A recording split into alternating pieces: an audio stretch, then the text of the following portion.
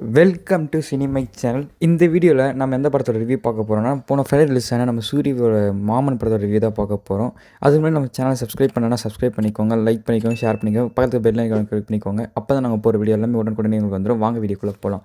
இந்த படத்தோட ரிவ்யூ என்னென்னா, இந்த படத்தோட ஒன்லைன் என்னென்னா, இந்த படத்தில் வந்து சூரியோட அக்காவுக்கு 10 வருஷம் கழித்து குழந்த பிறக்குது. அந்த குழந்தை இவங்க ரொம்ப அட்டாச் ஆகிடுது. அதுக்கப்புறம் வந்து இவருக்கு கல்யாணம் ஆக கூட இந்த குழந்தை இவங்க கூட தான் இருக்குது. அந்த குழந்தைக்கு அப்புறம் இவங்க ஃபேமிலியில் வந்து பிரச்சனை நம்பர் 2 பேர் பிரிஞ்சிடுறாங்க. இவ்வளோ க்ளோஸான குழந்தைகிட்ட சேர்ந்தாரா இல்லையா, திரும்பி என்னென்ன ஆச்சு, என்ன இந்த மீதி ஸ்டோரி இருக்கும்.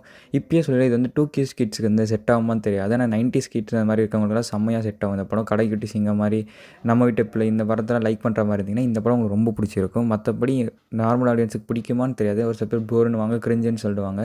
இந்த படத்தில் சூரிய ஆக்டிங் எப்பயும் போல் கலக்கியிருப்பார். ஐஸ்வர்யா கொடுத்த ரோல் பண்ணிட்டு போயிட்டாங்க.